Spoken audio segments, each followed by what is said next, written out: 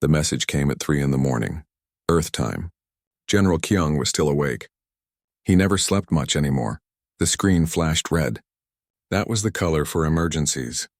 The worst kind of emergencies. He pressed the button. A young officer appeared. Her face was white. Her hands were shaking.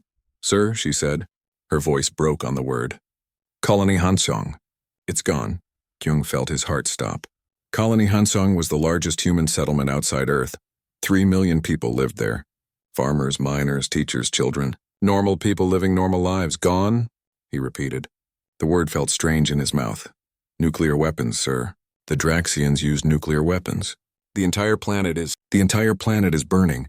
The officer started to cry. Kyung did not blame her. He wanted to cry too, but he had stopped crying a long time ago. "Send me the footage," he said quietly.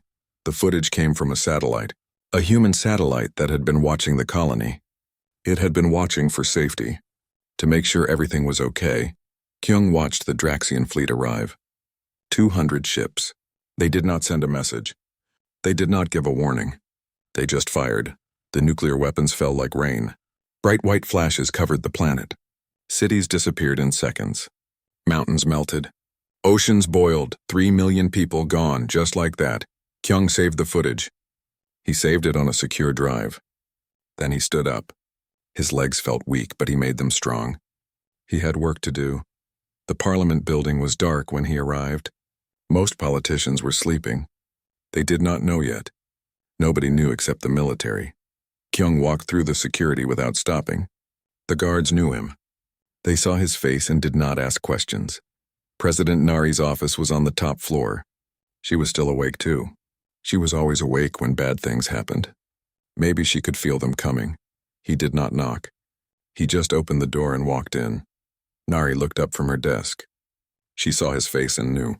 Somehow she knew. "Which colony?" she asked. Her voice was steady, but her eyes were not. "Hanseong." Nari closed her eyes. She had visited Hanseong 5 years ago. She remembered the children singing in a school. She remembered the farmers showing her their crops. She remembered feeling proud that humans had built something beautiful so far from home. "How many survived?" she asked. Kyung placed the secure drive on her desk. The small metal object looked so harmless, but it contained proof of genocide. "None, Madam President. They used enough nuclear weapons to kill the planet itself."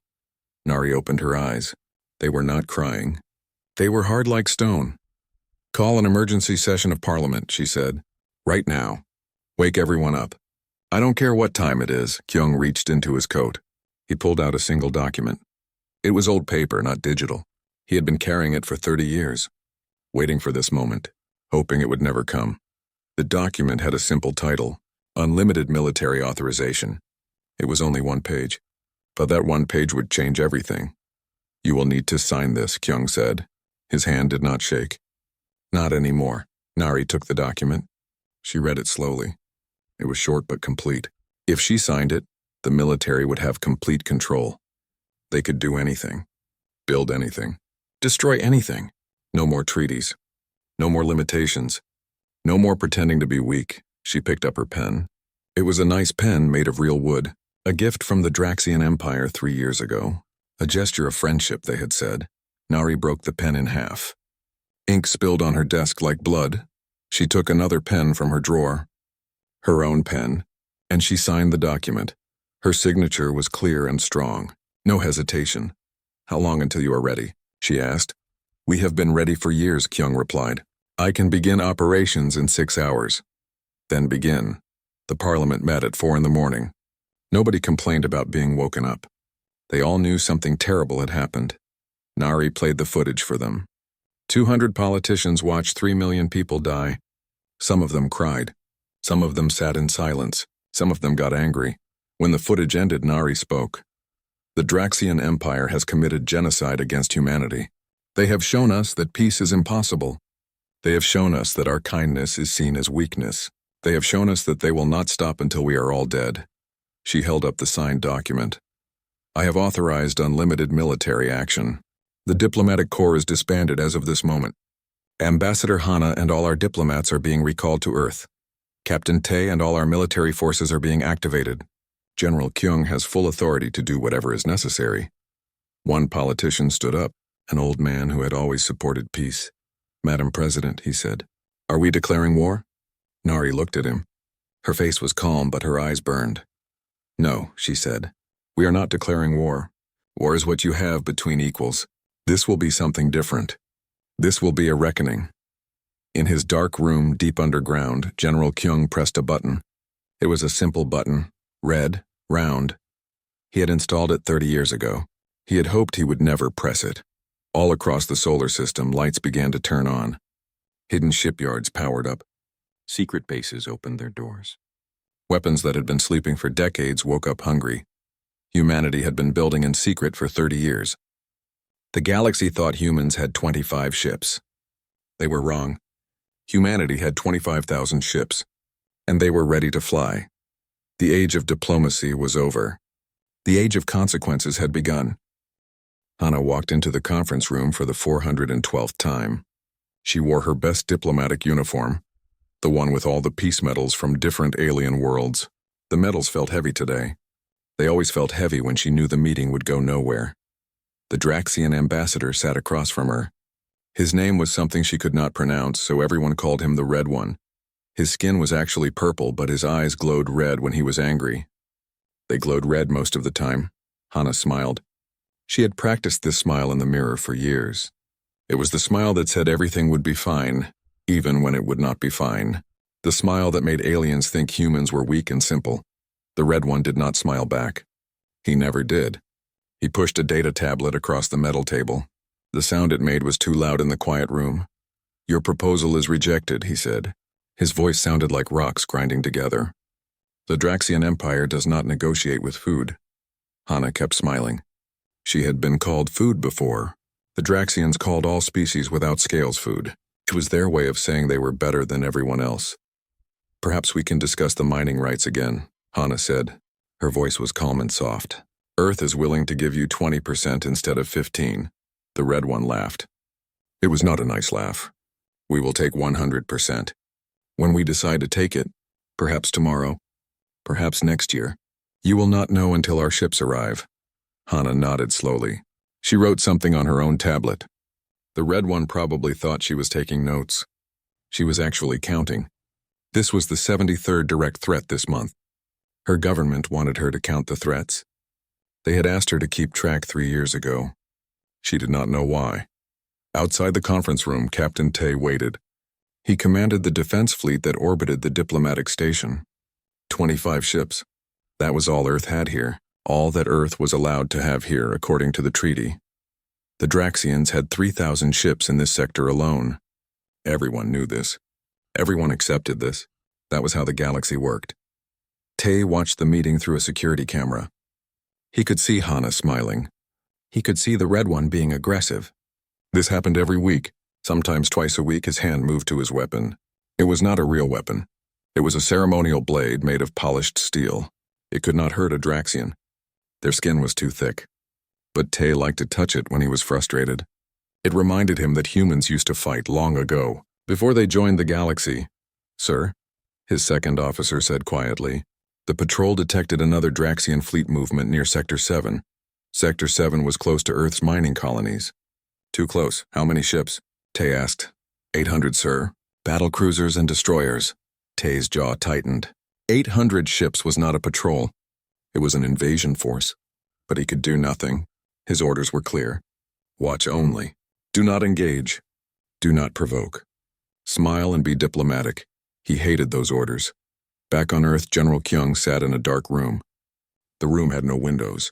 It was buried 3 kilometers below the surface. Only 5 people in the entire world knew this room existed. He watched 12 screens at once. Each screen showed a different secret.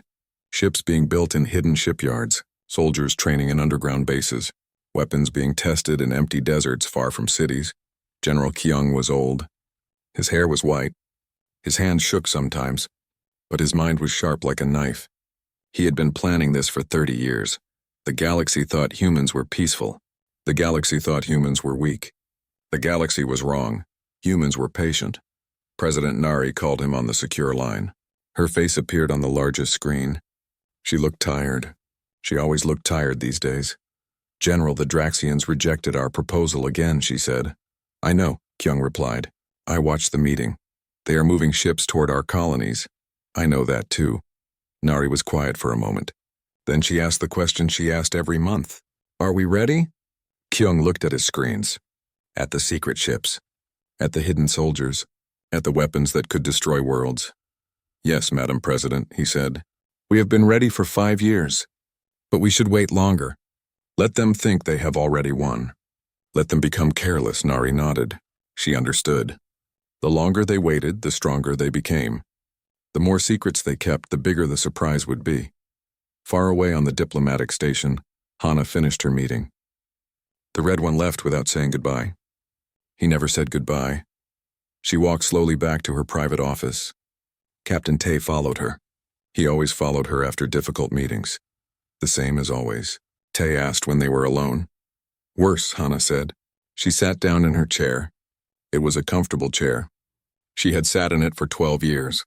They are not even pretending to respect us anymore. When will we stop pretending? Tay asked.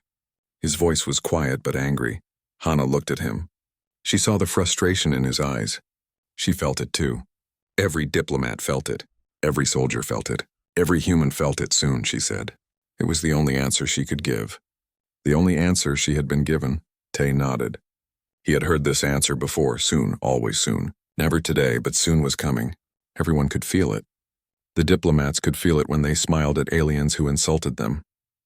The soldiers could feel it when they watched enemy fleets and did nothing. The politicians could feel it when they signed treaties that gave everything away. Humanity was a spring being pressed down. The more it was pressed, the more force it stored. And when it was finally released, the galaxy would learn what humans really were. Not food, not weak, not simple. Just patient. Very, very patient. Minho was sleeping when the alarm sounded. He jumped out of bed before his eyes were fully open. Training did that. 5 years of training made your body move before your mind woke up. The lights in the underground barracks turned red. That meant mobilization. That meant war. Around him, 5,000 soldiers did the same thing. They dressed in silence. Black combat suits, not the ceremonial uniforms they wore when aliens visited. Real military gear with armor plates and weapon attachments. Minho had never worn this suit outside the base. Nobody had. For 5 years, they had trained in secret. Learning to fight. Learning to kill. Waiting for orders that might never come. The orders had come.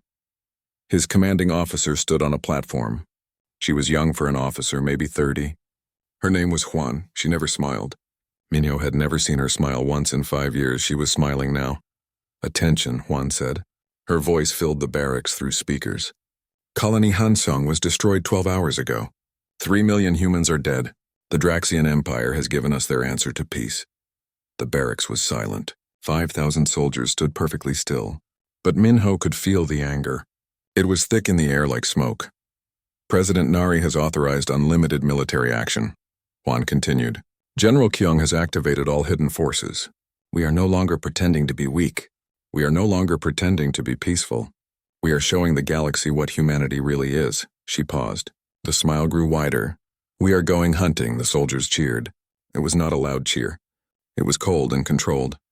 The cheer of people who had been waiting a long time for this moment. Minho felt something he had not felt in years. Purpose. Direction. For 5 years, he had trained for nothing. Drills with no reason. Practice for a war that never came. It had been frustrating. Now he understood. The training had not been for nothing. It had been preparation. And now the preparation was over. Above the barracks, hidden doors opened in the desert. Minho had never seen these doors open. He had been told they would only open once. When it was time, it was time. Ships rose from the underground hangars, not small ships. Battle cruisers, destroyers, carriers big enough to hold 1,000 fighters. They had been built in secret. Assembled underground. Hidden from satellites and spies. This base alone had 200 ships. And there were 50 bases like this one scattered across Earth and the Moon and Mars. 10,000 ships in total. Maybe more. Minho did not know the exact number. Only General Kyung knew that. The galaxy thought humanity had 25 ships. They were going to be very surprised. Minho and his unit boarded a troop carrier. The inside was clean and new. Everything smelled like fresh metal and oil. This ship had never been used before. It had been waiting, like the soldiers, like the weapons. Everyone waiting for this day. Commander Juan addressed them again inside the ship. She stood at the front of the cargo bay where 500 soldiers sat strapped into their seats. "You have trained for this moment," she said. "You know your weapons. You know your tactics. You know what humanity is capable of. The Draxians do not. They think we are weak because we chose peace. They think we are helpless because we smiled and negotiated. They are wrong." She pulled out a small device. It looked like a phone, but it was not a phone. It was a weapon demonstrator. "While we were smiling at the Draxians, our scientists were working," Juan said. "They studied Draxian biology. They learned about their weaknesses. Their armor is strong, but their internal organs are not. Their ships are powerful, but their engines overheat. They are confident, but they are not prepared." She pressed a button on the device. A hologram appeared in the air. It showed a Draxian soldier. Then it showed the soldier falling down, dead. "We have weapons specifically designed to kill Draxians," Juan said. "Sonic disruptors that shatter their thick bones, chemical agents that poison their blood, electromagnetic pulses that fry their neural implants. Every weapon you carry has been tested. Every tactic you learned has been planned. We are not going to fight them. We are going to erase them." The soldiers listened carefully. Minho looked at his weapon. It was not like anything he had seen before. The barrel was strange. The trigger had multiple settings. He had trained with it for years but never knew what it was really for. Now he knew. It was designed to kill Draxians, specifically, efficiently. Humanity had spent 30 years studying its enemies, learning everything about them, their strengths, their weaknesses, their fears. The Draxians had spent 30 years thinking humans were harmless. The ships launched into space. Minho watched through a window as Earth fell away below them. He had never been to space before. It was beautiful. Stars everywhere, darkness between them, but they were not going to enjoy the beauty. They had work to do. The fleet assembled in orbit. 200 ships from this base. Then more ships arrived from other bases. The fleet grew. 300. 500. 1,000. Minho had never seen so many human ships before. Nobody had. This fleet had never existed. Not officially. But it had been waiting, hidden, ready. Captain Tay's voice came over the speakers. He was commanding the entire fleet now. Not just 25 ships. Thousands of ships, all ships. "This is Captain Tay." His voice was steady and cold. "We have our orders. The Draxian fleet that destroyed Hanseong is currently at Sector 9. They are celebrating their victory. They are not expecting us. They do not even know we exist." A pause. Minho could hear the anger in that pause. "We are going to teach them that humanity exists. We are going to teach them what humans do when you murder our children. We are going to show them that mercy is a gift, not a weakness. And we are taking that gift back." The fleet moved as one, thousands of engines firing together. They accelerated toward Sector 9, toward the Draxian fleet, toward revenge. Minho checked his weapon one more time. He was ready. They were all ready. Humanity had been patient for 30 years. Humanity had been kind. Humanity had tried peace. Peace had failed. Now it was time to try something else. Something humanity had been very good at before it went to space. Something it had never forgotten how to do. War. Total war. The kind of war that ended civilizations. The Draxians wanted to see what humans were really like. They were about to find out. The Draxian celebration was loud. 200 ships floated in space near what used to be Colony Hanseong. The planet below them still glowed from the nuclear fire. They had won. They had shown those weak humans what real power looked like. Commander Juan watched them through her ship's sensors. The Draxian fleet was not in battle formation. They were relaxed, scattered. Some ships were even powered down for maintenance. They did not expect anyone to come. Why would they? Humanity only had 25 ships. Everyone knew that. The galaxy had counted them. The galaxy had counted wrong. "All ships, battle positions," Captain Tay said quietly. His voice filled every ship in the human fleet. "Activate weapons. Prepare for first strike." 1,000 ships moved into formation. They came out of quantum jump right at the edge of sensor range, close enough to attack, far enough to be invisible for a few precious seconds. Those few seconds were all they needed. "Fire," Tay said. 1,000 ships fired at once. Kinetic rounds, plasma bolts, quantum missiles, new weapons the Draxians had never seen before. Weapons designed by humans who had studied Draxian technology for 30 years. The first wave hit before the Draxians even knew humans were there. 50 Draxian ships exploded in the first 10 seconds. Their shields had not been active. Their weapons had not been ready. They had been celebrating. Now they were dying. Juan watched her tactical display. Red dots disappeared as Draxian ships were destroyed. Her own ship shook as they fired again and again. The weapons were hot. The crew was focused. Target their command ship, she ordered. Full barrage. The Draxian command ship was huge. 10 times bigger than any human ship. It had more armor than a small moon. The Draxians thought it was invincible. Juan's ship fired a quantum missile. It was a new weapon. Experimental. They had only tested it once before. It worked by creating a small tear in space itself. The missile hit the command ship's shield. The shield held for exactly 3 seconds. Then the quantum effect started. Space began to fold. The shield collapsed. The hull cracked. The entire ship folded in on itself like paper being crumpled. The command ship disappeared. Not exploded. Just disappeared. Folded into a space that did not exist anymore. The Draxian fleet panicked. Without their command ship, they had no orders. No leadership. They tried to run. They tried to fight. They tried to call for help. The human fleet did not let them do any of those things. Minho felt his troop carrier shake as they joined the battle. He could not see outside. He could only watch the display screen that showed what was happening. The Draxian fleet was falling apart. Ships exploded one after another. Some tried to activate their quantum drives to escape. Human hunter-killer drones were faster. They caught the fleeing ships and tore them apart with focused plasma. The battle lasted 30 minutes. 200 Draxian ships against 1,000 human ships. It was not a fair fight. It was not meant to be fair. Fairness was for diplomacy. This was war. When it was over, no Draxian ships remained. None escaped. None survived. The human fleet had destroyed them completely. All ships report, Captain Tay said. The reports came in. 12 human ships damaged. 3 human ships destroyed. Compared to 200 Draxian ships destroyed, it was a victory. A complete victory. But the war was not over. This was just one fleet. The Draxian Empire had thousands of fleets. Millions of soldiers. Hundreds of worlds. Set course for the Draxian homeworld, Tay ordered. His voice was hard. Maximum speed.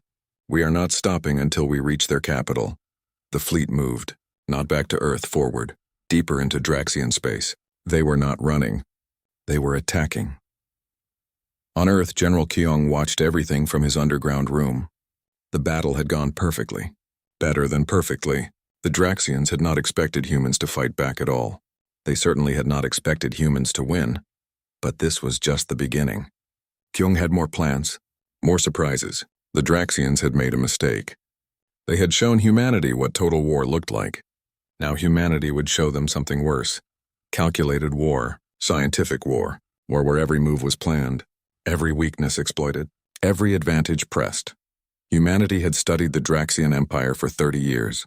They knew where every fleet was stationed, where every weapons factory was located, where every weakness in their defenses existed. Keong pressed another button.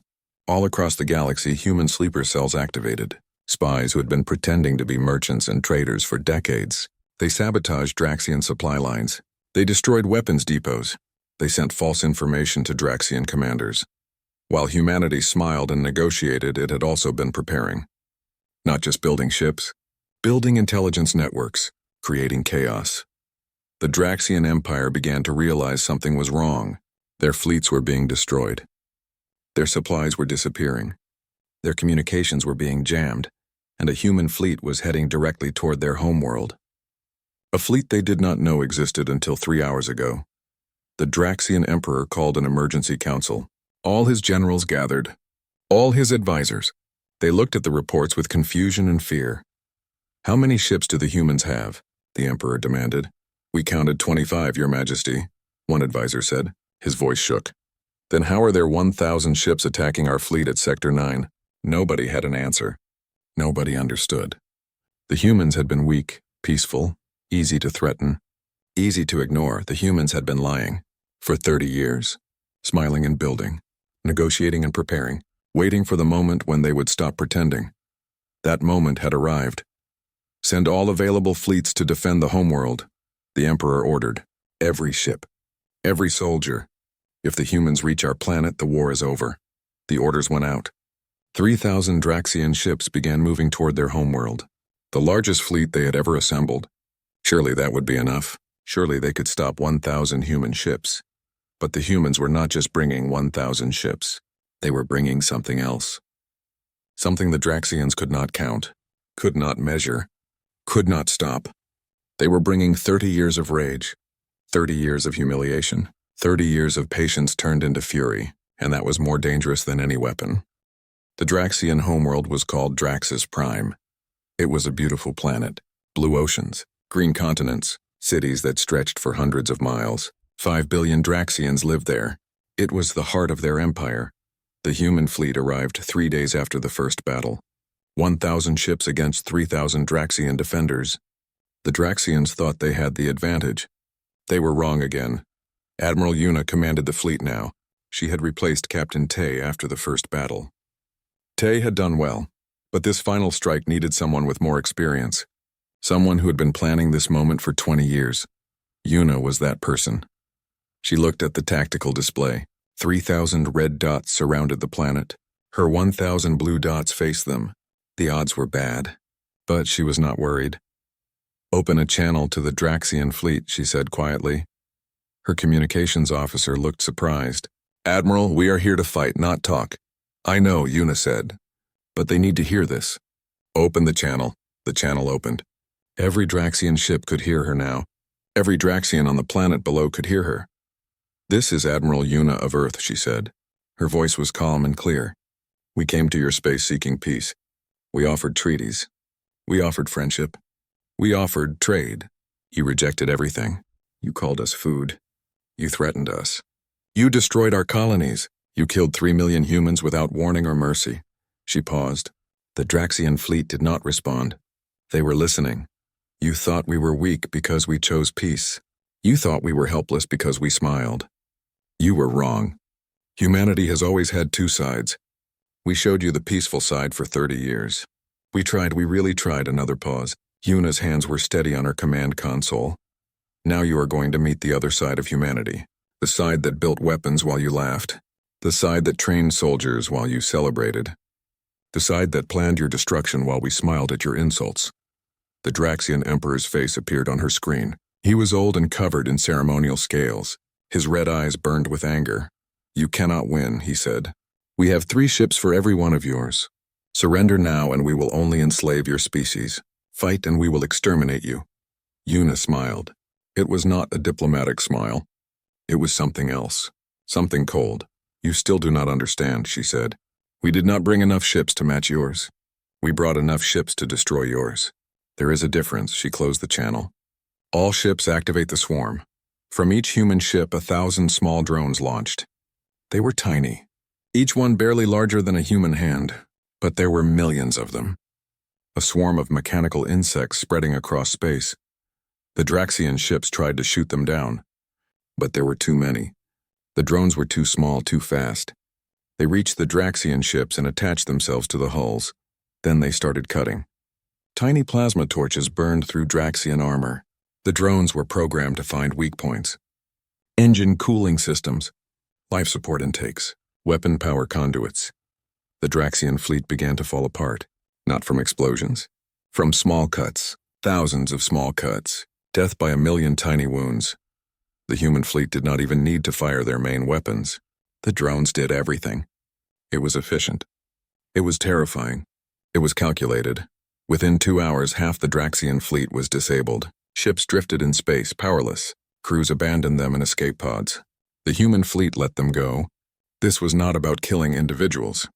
This was about breaking an empire. The Emperor sent another message. His voice was different now. Not angry, afraid. Stop, please, we surrender. We will give you anything. Just stop. Yuna considered this. The war could end now, right here. The Draxian Empire would fall.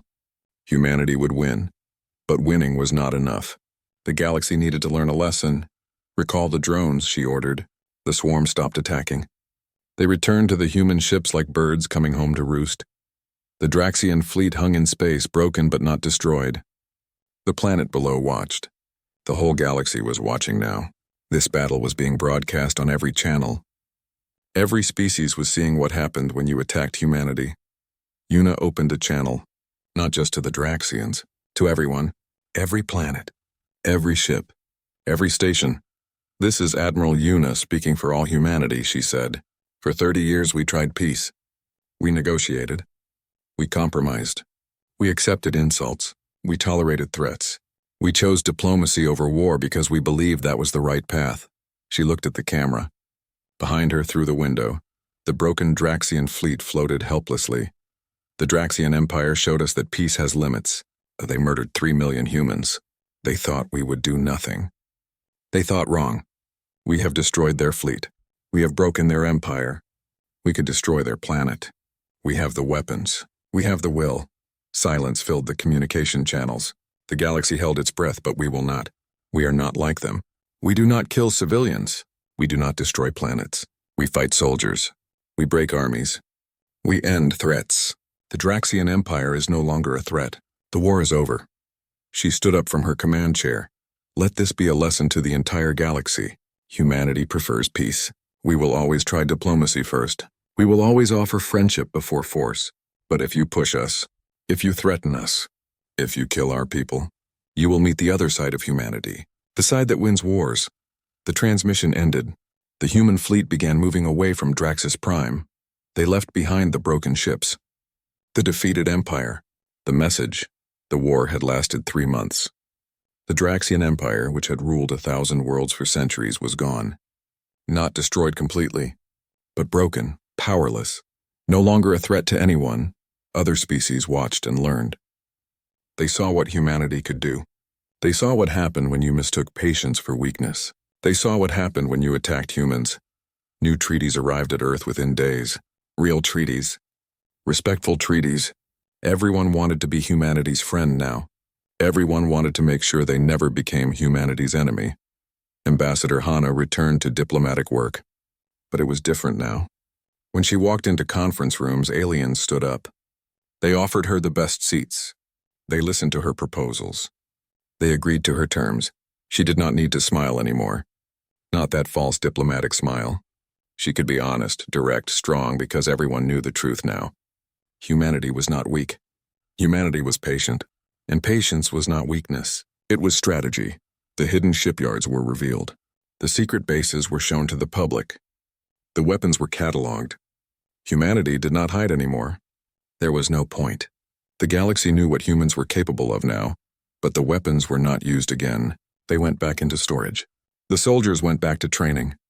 The fleet returned to normal patrols. Humanity went back to being peaceful, because that was the lesson. Humanity preferred peace, really preferred it. But humanity also knew how to win wars, and that knowledge, that capability, that readiness made peace possible. The galaxy learned to respect humans, not because of fear alone, but because humans had shown both sides, the peaceful side that built and created, and the warrior side that protected and avenged. 1,000 years later, historians would study this war. They would call it the shortest war, 3 months from start to finish. They would study how humanity prepared in secret, how they struck with precision, how they won completely, but most importantly, they would study what humanity did after winning, how they did not become conquerors, how they did not build an empire, how they went back to peace. That was the real lesson of the war. That was what made humanity different. They could win wars, but they preferred not to fight them. They tried peace first, always peace first. But when peace failed, when diplomacy ended, when mercy was rejected, humanity knew exactly what to do, and they did it without hesitation, without mercy, without doubt. Then they went back to being peaceful, because that was who they really were, beings who understood both peace and war, and chose peace whenever possible. That choice, that preference, that wisdom was humanity's greatest strength, not the weapons, not the ships, not the soldiers. The choice to use them only when absolutely necessary.